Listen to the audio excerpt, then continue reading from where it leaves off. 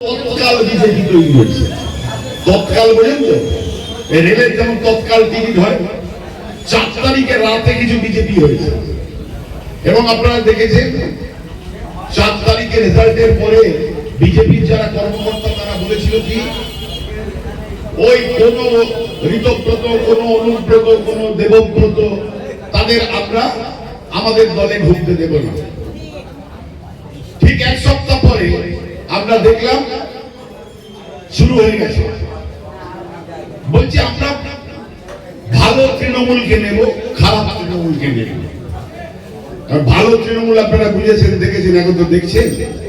যে কথা আমরা বলছিলাম যে বিধানসভার অভ্যন্তরে যে পবিত্র গণতন্ত্রের তার উপস্থিতি একমাত্র নিশ্চিত করতে পারে বিরোধী সঠিক রাজনৈতিক দল। কিন্তু সেই বিরোধী রাজনীতি আপনি বলুন, আগে একটার পর একটা ঘটনা ঘটছে। হকার উচ্ছেদ শুরু করে একেবারে বারুইপুর সূর্যপুরের ঘটনা। বিরোধী যে রাজনৈতিক দল তৃণমূল কংগ্রেস, সে 1-2-3 যে ভাগে ভাগ হোক আমাদের জানার দরকার নেই। আপনারা আমাদের এলাকার মানুষ তো জোড়া ফুলে ভোট দিয়েছে। জোড়া ফুলের এমএলএদের ভূমিকা কি? তারা মাথা নিচু করে এই পদ্ম ফুলের পা চাটতে শুরু করেছে। নানান সমস্যা। তাহলে আমাদের কথা, আপনাদের কথা, গরিব মানুষের কথা, কৃষকের কথা, শ্রমজীবী মানুষের কথা, 100 দিনের কাজের কথা, বিড়ি শ্রমিকদের মজুরি বৃদ্ধির কথা, আমাদের যে শ্রম কোড তৈরি হয়েছে, এই শ্রম কোডে আপনারা এখান থেকে অনেকেই যান বিভিন্ন জায়গায় কাজ করতে। এখানে নতুন আইন করছে শ্রম কোডে। আগে ছিল কি আপনারা জানেন, শ্রমিকদের শহীদত্বের মধ্যে দিয়ে, শাহাদাত বরণের মধ্যে দিয়ে যে অধিকার অর্জন করেছিল 1886 সালে ওই আমেরিকার হে মার্কেটে শ্রমিকরা তাদের মৃত্যুর মধ্যে দিয়ে, তাদের শহীদের মৃত্যুর বরণের মধ্যে দিয়ে তারা যে অধিকার আদায় করেছিল, 8 ঘন্টা কাজ, 8 ঘন্টা বিশ্রাম, 8 ঘন্টা মানবক্রমণ। আমরা যে ঐতিহাসিক মে দিবস পালন করি, আন্তর্জাতিক ঐতিহাসিক মে দিবস, তার কারণ হচ্ছে এই জায়গায় যে শ্রমিকদের রক্তে রাঙা হচ্ছে এই লাল পতাকা। সেই জন্য আমাদের পতাকার রং লাল। তাহলে আমাদের এই যে আবাস যোজনা, আমার পাড়া আমার সমাধান, যে সমস্ত ওই সমস্ত পাথর বসানো আছে, এই যে প্রতিবাদ প্রতিরোধ হবে, তাদের কথা শুনবে কি? বিধানসভায় বলবে কি? আমাদের মোস্তাফিজুর রহমান বলছে, নওশাদ সিদ্দিকী বলছে, কিন্তু তারা তো প্রধান বিরোধী দল নয়। তাহলে প্রধান বিরোধী দল যারা আছে তারা কেউ খৈনি ডলছে, কেউ রশ্মি টানছে। তাহলে এরা দেখবেন তৃণমূল ভাগ হয়ে বলছে, একটা ছিল মমতা ব্যানার্জির জোড়া ফুলের তৃণমূল, আর একটা হয়েছে বলছে ওই আমাদের 17 বলে বালিশ চাটা তৃণমূল। বুঝতে পেরেছেন? তাই সেই বালিশ চাটা তৃণমূল কি করছে? একবার দিল্লি চলে যাচ্ছে নির্বাচন কমিশনের কাছে, যে আসল আমরা প্রতীক আমাদের দাও। আরে ও লড়াই ওদের, ওদের পাঠা লেজে কাটুক, গলায় কাটুক, মাজায় কাটুক, আমাদের কিচ্ছু যায় আসে না।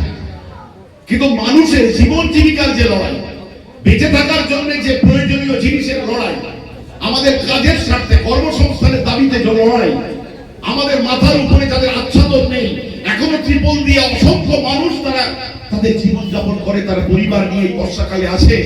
আবাস যোজনায় তাদের নাম থাকবে কি থাকবে না, এই প্রশ্নের উত্তর দেবে কে? এই প্রশ্ন বিধানসভাতে উত্থাপন করবে কে? তাই আমাদের রাস্তার লড়াইকে আরো বেশি সংগঠিত, মজবুত, শক্তিশালী করতে হবে। হ্যাঁ কি? তাহলে রাস্তার লড়াই যদি সংগঠিত করতে হয়, তাহলে পাড়া বৈঠক বেশি করতে হবে, গ্রাম কমিটি তৈরি করতে হবে, পাড়ায় পাড়ায় মানুষের সঙ্গে সংগঠিত ভাবে তাদের সঙ্গে মত বিনিময় করতে হবে।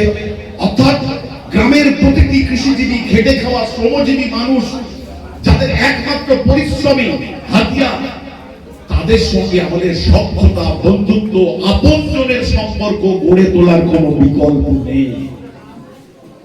সেই কাজ আমরা সকলে মিলে আন্তরিকতার সঙ্গে, বন্ধুর মতো, প্রতিটি মানুষ যারা যে গ্রাম থেকে এসেছেন সেই গ্রামে আজকে ফেরত গিয়ে পরিকল্পনা করুন, সেই গ্রামের প্রত্যেকটা খেটে খাওয়া। আমাদের মধ্যে কোনো মান, অভিমান, এই সমস্ত থাকার জায়গা নেই।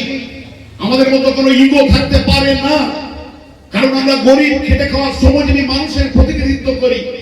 আমরা তাদের অধিকার যাতে অর্জিত হয় সেই লড়াইয়ের আমরা কান্ডারি, আমরা ভূমিকা পালন করি, আমরা কর্মী। সুতরাং প্রত্যেককেই মনে রাখতে হবে সমস্ত কিছু।